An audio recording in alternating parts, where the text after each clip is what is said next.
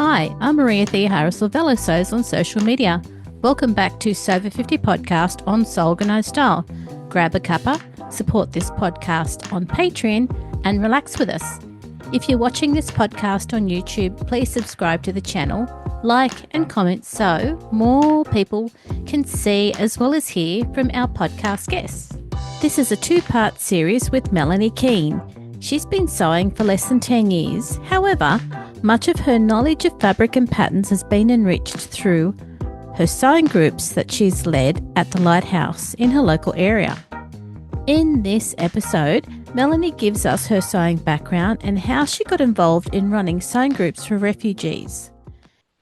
Melanie, thank you for coming onto the podcast for SewOver50. I'm really pleased that Sandy nominated you, and I've been following you for a long time as well, so thank you.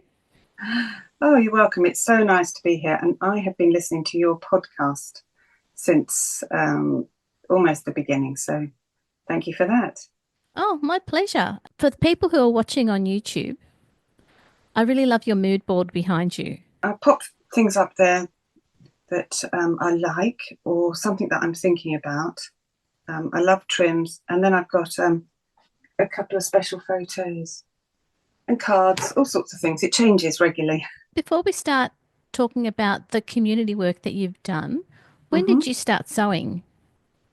Well, I started sewing probably about 9 years ago, and I was a complete beginner, and I started with patchwork. Yeah, it was very therapeutic, just stitching squares together. In fact, I've still got that first quilt and we use it as a picnic blanket. So I really got into that and enjoyed that for 5 years. And then in 2020, with the pandemic, we all had to stay at home and make scrubs. So a friend of mine asked me if I could make some scrubs. She was a good dressmaker. And I said, well, I've never made anything, but I can make the bags. So then she taught me over Zoom, actually, because we couldn't meet. I had these pieces of fabric, these two legs actually, and I was trying to think, how do they go together? So she showed me. I started making scrubs and it went from there. Got the whole family involved. I started a scrub hub and I got the bug then. So then after that, I thought, well, if I can make scrubs, I can make pajamas. So I made some for my twin sister and she loved them. So that was encouraging. I started dressmaking in 2020. Your sewing has been sewing for other people as a starting point. Yes. For scrubs and for your sister. Yes. So it leads us to the community work that you do as well. So again, you've been a really giving person. Can you talk to us about the two projects that you have been working closely on? Well, that all started with a charity called the Lighthouse in Woking. And my husband and I, we run the community lunch. So we started that in 2022. And we've been doing that for 3 years now. And there was a break in the summer for a month in August 22.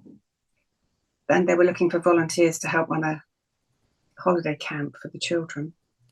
So we went along to the refugee centre and we enjoyed that. And towards the end of the summer, they asked if I knew anybody that could sew. And so I said, well, I can a bit. So they explained the problem, that the refugees had been living there for such a long time. They'd been there for over a year and they'd come to this country with so much hope and expectation and excitement. And a year later, they were stuck in a holding place and their mental health was starting to suffer.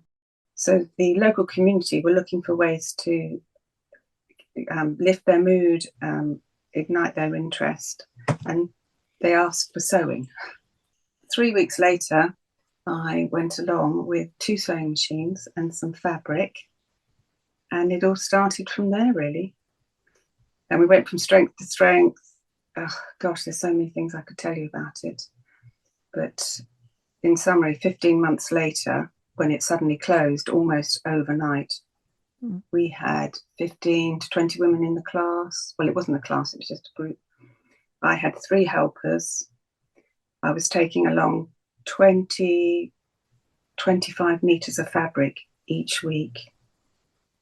I can't remember how many sewing machines we had, but they certainly had to share.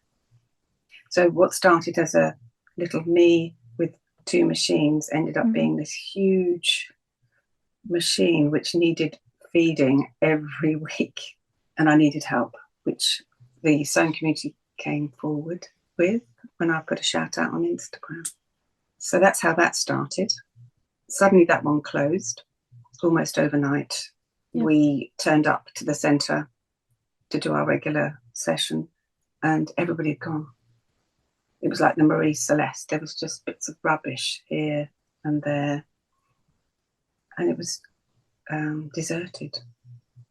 So there's various reasons for that. But yeah, we were all quite disappointed. So we were still volunteering for the community lunch. And I asked them if they'd like to offer sewing as one of their pastoral groups. So they jumped at the chance. So I had machines, I had fabric, and I started up in January. So the refugee centre closed beginning of December, and then I started up the first week in January at the Lighthouse in Barnesbury. So it's quite a different group. It's a whole different thing altogether. There's no comparison really apart from sewing machines and fabric. From your experience, when you were initially asked to offer sewing to the refugee group to help with their mental health, was there any explanation why they picked sewing as that activity to help them? Once I'd been there for a few weeks, I realised that these women, their traditional way of looking after their family and nurturing them was through cooking them meals, providing comfort, and a lot of them were very experienced on the sewing machine. They'd been sewing for years, they'd been brought up at their grandma's knees sewing, they made their own clothes, they did alterations, but they just didn't have the resources. Yeah. So I think these women asked for sewing, they asked for cooking. We couldn't provide cooking straight away, but sewing was something that we could get started with. They also offered a cycling club, reading, and of course they all did English lessons because none of them could speak English. Only the children that could speak English. Yeah. And that's a funny story because when I first started, the language was a complete barrier because they all spoke different languages. I would have a phone thrust in front of me with Google Translate, even for simple things. And then after a while I thought, well, why am I doing this? Because they're here in England. They need to learn English. So I labelled everything and then I just spoke in English. We made ourselves understood and they picked up all the sewing words. That's great. Yeah, it was interesting. Another thing I saw, we're talking about community, was that the refugees came from all different countries. So they all spoke different languages and they all had quite different cultures. Right. And what I found at the beginning was that these different cultures didn't really mix with each other. So I didn't allow children or food and drink in the class for obvious reasons. And so some of the women would say, we can't come because no one to look after our children. And I suggested that they share the childcare. One week they come and the next week their friend comes and they share the childcare. That didn't seem like an option for them. Okay. Because of the cross-cultural thing. But then after a few months, things changed. And I could see in the group that they were mixing. They were smiling and trying to communicate. And if someone had a problem with a pattern or fitting, they were talking. And that gave me a lot of pleasure to see that the communities were starting to knit. Yeah, that was nice. That's good. That's really good that you saw that change in those varying cultures over that period of time helping each other. Yes, yeah. And I was just thinking about it this morning. Yeah. And sewing just brings people together. I've met so many wonderful people, and we vary in age and style and what fabrics we like. Yeah. But we're friends because of this wonderful sewing community. Yep. And shared And passion. the other question I had about the group, the original group, and probably the one that you've got, when you had to every week bring 25 meters of fabric, Yeah.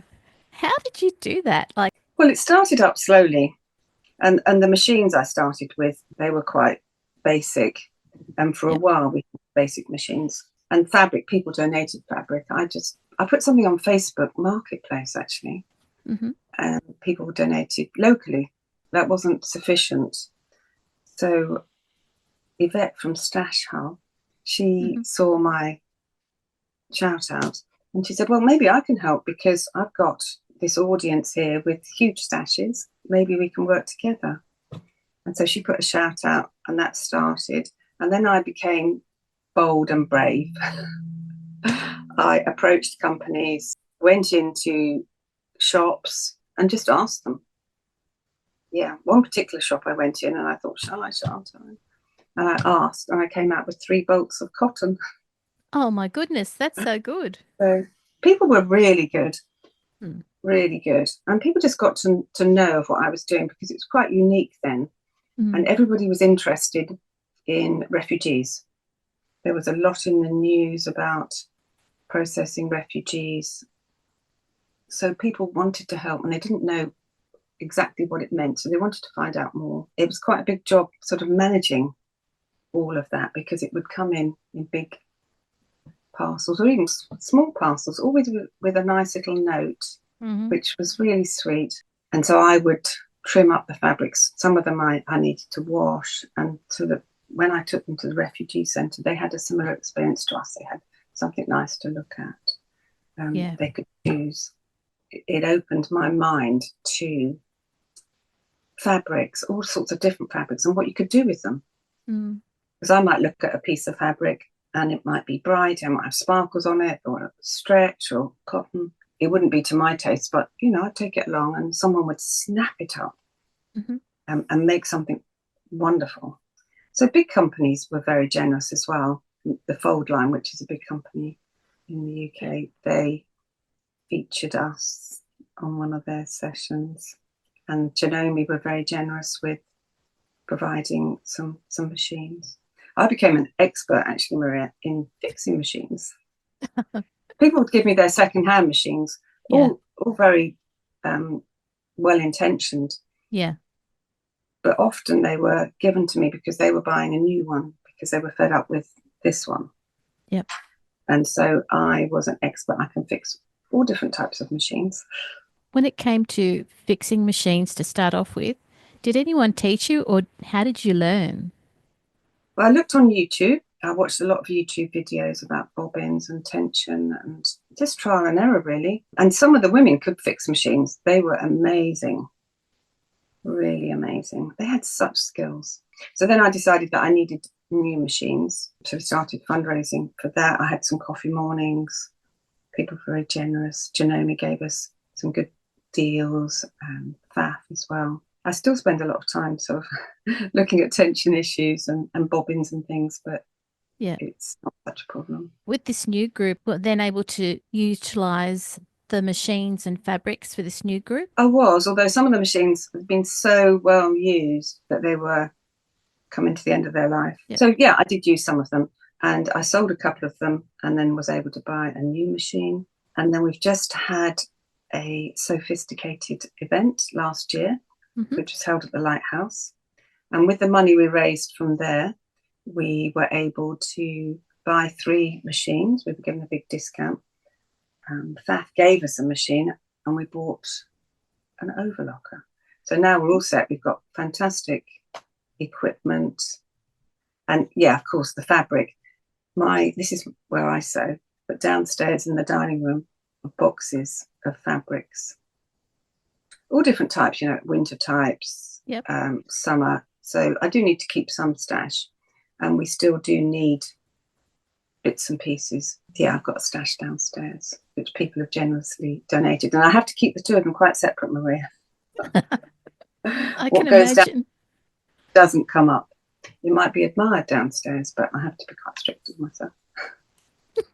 From what you've described, you've started sewing recently, but through the experiences of seeing how the refugee group and this current group are looking at fabric and coming up with their ideas, that's really adding to your learned experience now, isn't it? Oh, definitely, Maria. And from the refugee centre, I learnt so many things.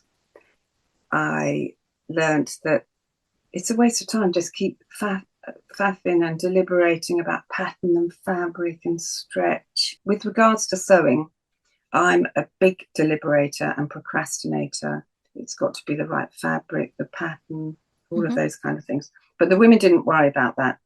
They looked at the fabric, decided what they were going to make, and then just got on with it. And if the fabric worked, brilliant, they would make it work. And they would take trims, all sorts of diamante or ribbons, and they just make something wonderful. And the other thing I learned was about measuring. They would measure a meter or how much they needed from here to the end of their arm. And then they didn't need a pattern. They'd say to me sometimes, do you have a pattern? So I'd pick out a pattern and we'll trace it. But all they wanted to do was to look at the picture. They wanted to look at the picture and then get an idea of how they might make it. And then off they'd go. And often 2 hours later, they'd come back and they'd made something. And the other thing I learned was about alterations and mending. It doesn't have to be perfect. If it's an improvement on the garment before it was altered or mended, just fix it. So if I was to sum it up, for me, it would be to be bold and be brave and just go for it. Try things.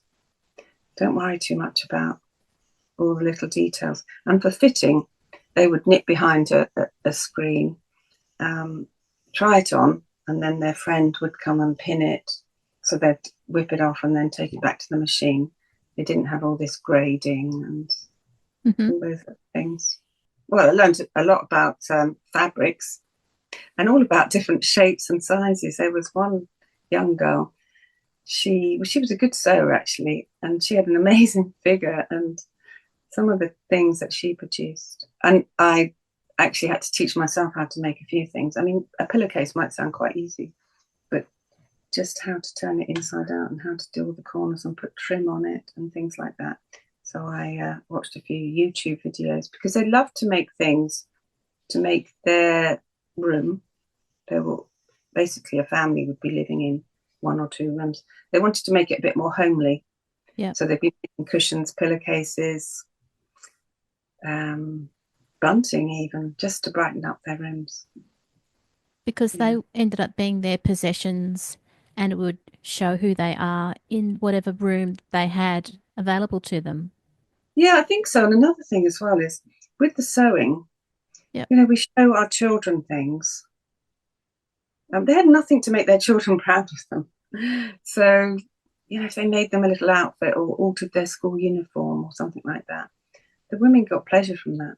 You'll see on my Instagram posts and things, they always wanted me to take a photo. They loved showing me what they'd made. So you'll see lots of photos of garments they've made, but obviously without the heads because they need to be anonymised. It just lifts my heart talking to you about it and just remembering how much fun it was. It was very challenging, but I got out as much as, people say, oh, you spend a lot of your time helping others, but I get out just as much. Sometimes I think I get out more. It's brought me to some amazing experiences and I've met so many lovely people. That's the end of episode 1 with Melanie Keane. The effect of running these sewing groups will be discussed in next week's episode. This episode of SewOver50 podcast on Sew Organised Style was video and audio produced by me, Maria Theoharis, in my sewing room with permission of Melanie. Sound by Kneef on YouTube. Many thanks for the ongoing support of the podcast Patreon contributors. Their ongoing support enables me to develop this podcast for you for free. Make sure you direct message Sandy and the editors at SewOver50 on Instagram to contribute to the ongoing posts and challenges the team provides to the community of over 53,000 followers. You can subscribe to Organised Style Podcast, but with an S not a Z, on all good podcast apps. Make sure you go back and listen to our free SewOver50 podcast archive on Organised Style Podcast. I look forward to joining you in your sewing room next time. Stay safe, everyone.